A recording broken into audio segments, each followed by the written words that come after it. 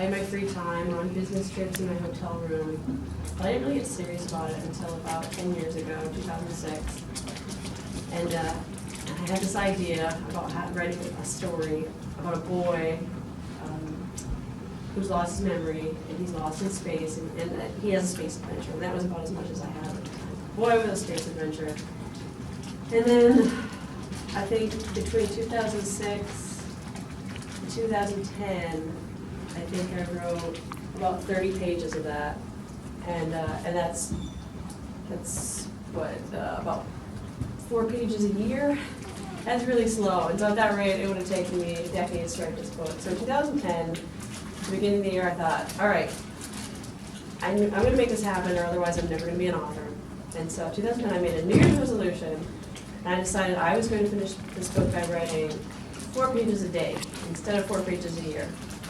So I started writing, that's about 1,000 words a day, and I kept track of my word count on a calendar. And sometimes I didn't know where the story was going or what was going to happen next, but I still had to get my 4 pages. So that made me push forward in the story and keep writing. And after about 4 months, by like April or May of that year, I had a finished first draft. And a finished first draft, it was about 100,000 words, which is really, really long. It's like a 500-page book. And I knew that it was not in very good shape, so I took my 500-page manuscript meds. And I started looking for critique partners, for other writers who I could trade work with, and I would read their book and they would read mine. And I met a few writers in LA. I was living in LA at the time, and we would meet every week or every other week at a cafe and exchange. We would critique each other's chapters. And I got a lot of good feedback, and that way I gradually rewrote the entire manuscript in the next probably year and a half. It's been a long time working on it, trying to make it better, trying to get it more like the books that I read in the library and less like this big, crazy, messy story. And when I thought it was ready, I took it out, and it took me still another half year to find an agent who would represent it, because I sent it to about 50 agents until I found one that liked it. And then she took it out. I did more revisions with her, and then she took it out, and she was able to sell it in 2 weeks. So it just took a long time and a lot of perseverance and determination and belief that this is what I wanted to do. And so now it's been published. It was published in 2014. It's The Lost Planet. And you can see it took me, a good 4 years of serious work on it until I got it published. Of course, I got the book deal in 2012 because that's another secret of publishing, that it takes a really long time to get a book published. Once you get a book deal, it takes between 1 and 2 years until the book actually comes out. And then I had a deal for a second book, for a sequel, and that book was supposed to come out a year later. And so I had to write this book in about 6 months. So this book, I learned how to write a book quickly with this book. Now my books are about this boy who's lost in space, and he has no memory, and when he starts traveling around in space, one of the parts of the mystery is that not only does he not remember who he is, but he doesn't recognize anything in space. He doesn't understand.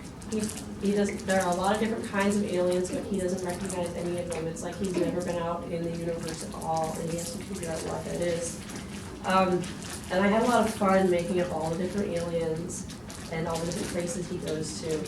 Because I've traveled a little bit, I was able to kind of use that for inspiration for times when I've maybe gone out and been in a situation where I felt really out of place, or I felt like I was the only person, in a room full of people that all, or a city full of people that all were very different from me. And so I thought today we could talk a little bit about how you can craft an alien. All right, I'm getting a little more cold, so my voice is a little scratchy. If you do need me to speak up, let me know. But I thought I'd start off by, first off, does anybody have any questions right now? Yes. Your ideas, how do you feel the most creative at times? Can it be like just anywhere or in front of a computer, or just do you carry, like when you were your first book, were you carrying a notebook or maybe these days you would probably a tablet, but how are you like the most creative? I was usually the most creative. It's hard sometimes when I'm sitting and staring at a computer screen and thinking, right, I have to come up with something.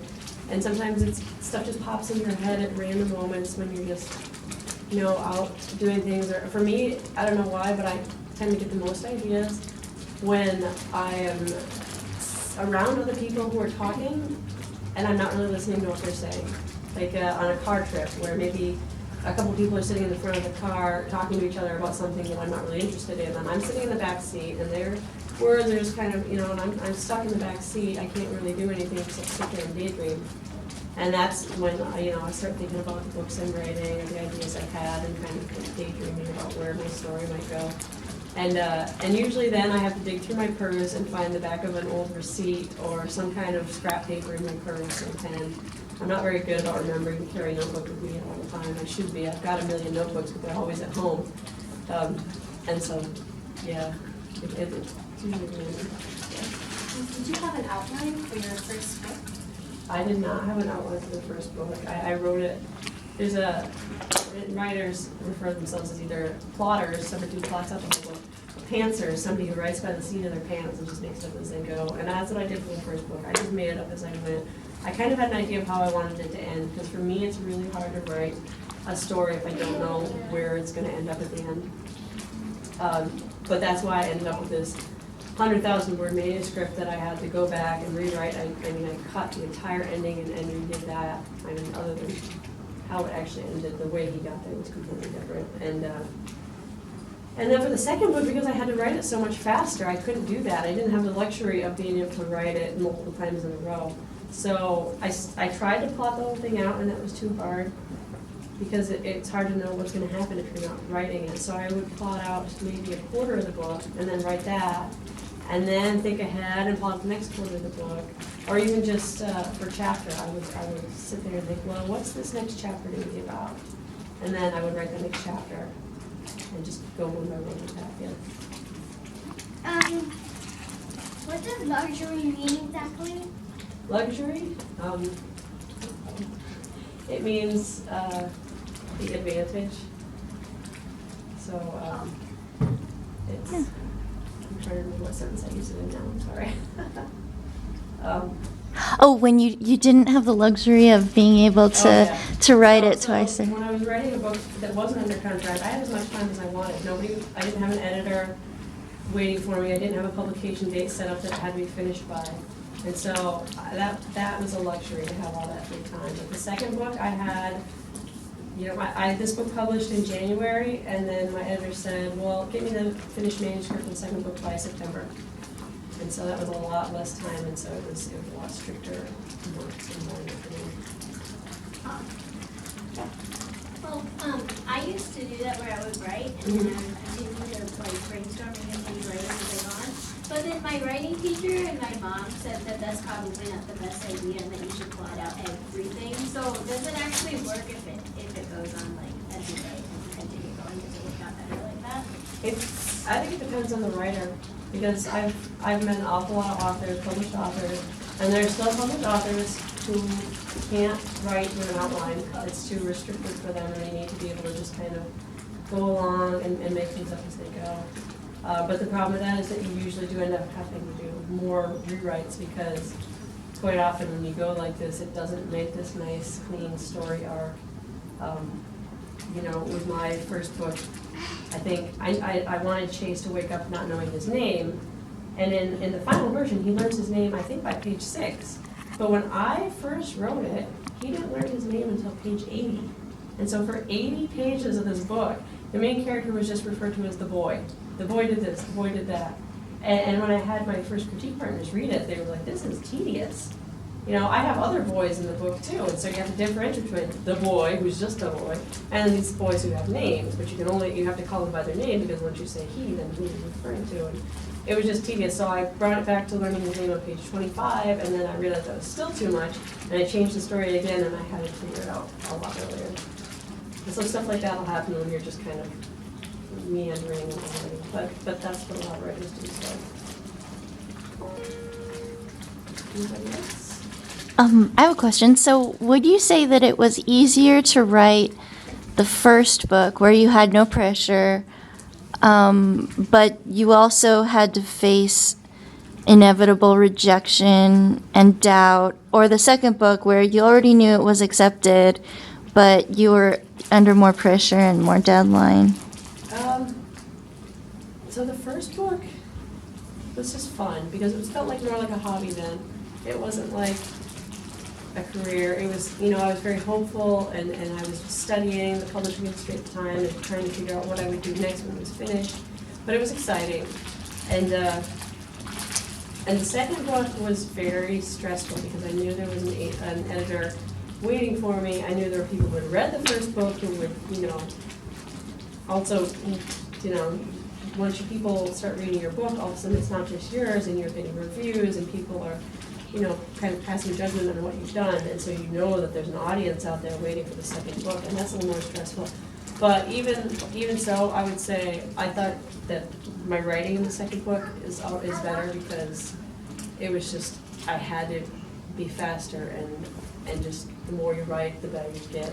You're more experienced. More and experience, you know a lot more about, you avoid really common mistakes in writing. Some of the pitfalls I avoided. Was it ever hard? You said you submitted to 50 agents. What was that? The rejection and everything? So when you're ready to query your book, you send it to an agent. You send probably 5 or 10 pages and a short description of your story, or just kind of like what you read in the book jacket. Like, this is what's happening, and he has to get to find out who he is or whatever. And I would send it to 10 agents at a time, or email, and then just sit back and wait. And yeah, I had a lot of rejection, a lot of times thinking, okay, maybe this isn't the book that's going to get published. Maybe I have to shelve this one that's already published. I need to go back to the drawing board and write a second book, a different book, and that's disheartening. But a lot of times you'll get little bits of feedback from the agents. So they say, well, I like the idea of it, but then when I read it, the first 50 pages I read didn't pull me in fast enough. I was waiting for something to happen and I felt like nothing happened.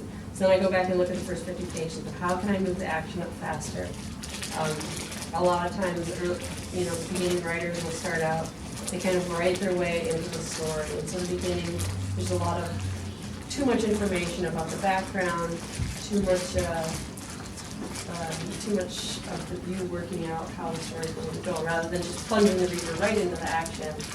It's just a little bit boring at the beginning, and that's one thing you have to learn from your first book to your second to your third, is how to get the book off to a fast start. But getting this feedback from agents as I was querying, I kept tweaking the book, and the next time I sent it out was a little bit better. And the next time was a little bit better, until by the time I sent it to so I didn't meet my agent through traditional querying. I entered a contest, a random drawing, because she was promoting one of her clients' books. And I just had to buy a copy of the book. So I bought a copy of the book, and I was entering the drawing. And the prize was a full manuscript critique. She was going to read my entire book. And I thought, great, this is a way to get an agent to actually read my entire book without having to query them. And she has to read it because she owes me a critique of my prize. And I won the random drawing, and she read my whole book from start to finish, and she got back to me a month later and said that she wanted to represent me. So a little bit of luck involved too, but a little bit of trying every avenue, not just sitting back and hoping the traditional way would work. Awesome. So, any other questions? I'll get into some descriptions. How would you, for a